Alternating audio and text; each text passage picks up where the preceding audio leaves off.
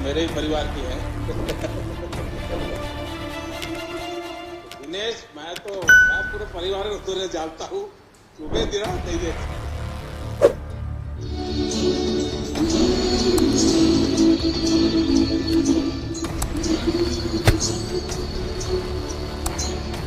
किसके अंदर आप ये सोच सकते हैं आज कौन अपनी बेटी को भेजेगा कुश्ती लड़ने के लिए या कोई भी स्पोर्ट्स करने के लिए? ये बेटियां बलात्कार का, यौन शोषण का आरोप लगा रही हैं। 2021 में विनेश फोगट ने प्रधानमंत्री को इस बारे में आगाह किया था। प्रधानमंत्री ने उस बारे में क्या किया? आज सवाल ये उठ रहा है। आज सवाल यह है कि आप जवाब नहीं दे सकते, आप कार्यवाही नहीं कर सकते, लेकिन आप इन बेटियों के साथ ये बर्बरता कैसे कर सकते हैं? आज हर स्वर, हर औरत ये सवाल पूछ रही है आपसे। ये मुद्दा बीजेपी की सांसदों का, महिला नेत्रियों का अब नहीं रह गया है, क्योंकि उनके अंदर का जमीर सत्ता की लोलुपता में मर चुका है। वो अपने आप को महिला और मां कैसे कहती है मुझे नहीं पता। जागिए, देखिए क्या हो रहा है इस देश की बेटियों के साथ। इसमें कोई राजनीतिक लामबंद की बात नहीं है, इसमें कोई विपक्षी एकता की बात नहीं है। ये आधी आबादी का मसला है। प्लीज इसमें राजनीति मत लाइए, भगवान करके इसमें राजनीति मत लाइए।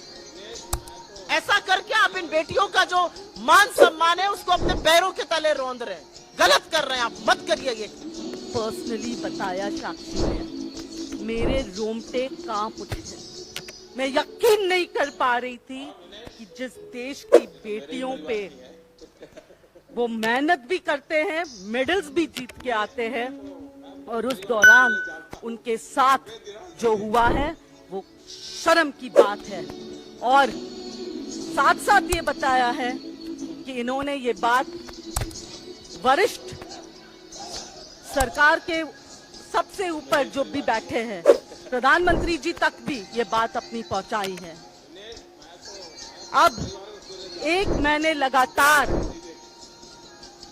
ये बेटियां जो है वो धूप में बैठे हैं वहां। इस देश की सबसे होनहार बेटियां, इस देश की वो बेटियां जो अपनी पीठ से बड़े बड़ों को पटकनी देकर चारों खाने चित्त कर देती हैं।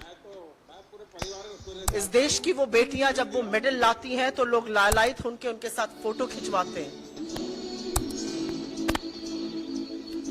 उनको सड़कों पर ऐसे घसीटा जा रहा है कि वो मुजरिम हो।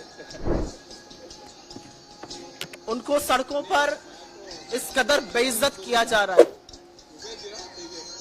कि उन्होंने गलत किया हो। ये देश की वो बेटियां हैं जो इस देश के लिए ख्याति लाती हैं, जिनके पीछे मीडिया भागती है, जिनके साथ खड़े रहने में प्रधानमंत्री को भी गर्व का अनुभव होता है, जिनको वो ये कहकर संबोधित करते हैं कि तुम मेरे घर की बेटी हो, तुम्हें निराश मैं नहीं देख सकता हूं। आज इस देश में एक बहुत बड़ा इतिहास रचा गया। ये तो मेरे ही परिवार की है। बहुत दुख हुआ ये देख के। लेकिन आज इस देश में बहुत बड़ा इतिहास रचा गया।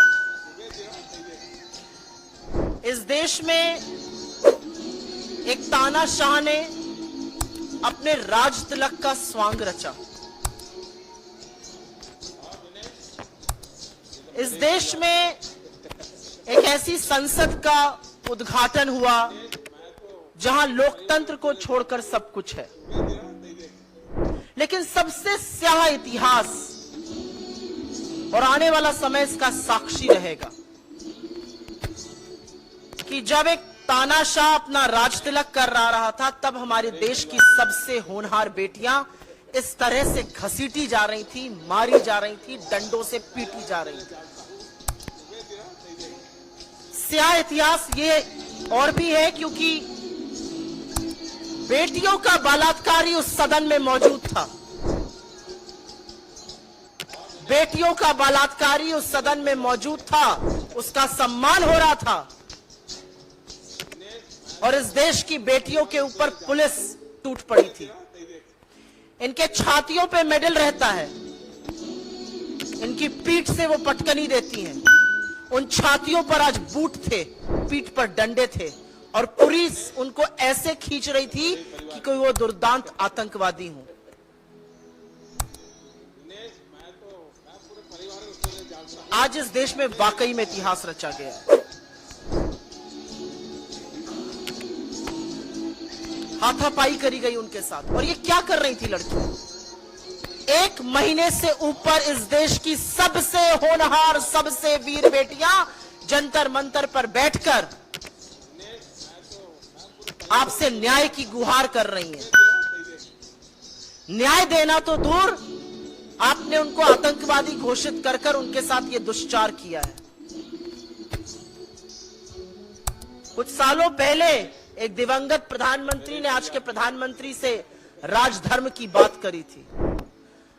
आज जब राजदंड के नाम पर एक सोने नामी की छड़ी लेकर प्रधानमंत्री चल रहे थे, उस समय देश की बेटियों के साथ ये हो रहा था। और मन में एक सवाल जरूर उठता है कि क्या तानाशाह इस कदर सत्ता के अहंकार में चूर है कि उसको कोई फर्क नहीं पड़ता है? दिल्ली को छावनी बना दिया गया, किसी को आने की दिल्ली के अंदर इजाजत नहीं है। उन लड़कियों को सिर्फ घसीटकर मारा ही नहीं गया, डिटेन किया गया, उनका सामान फेंक दिया गया।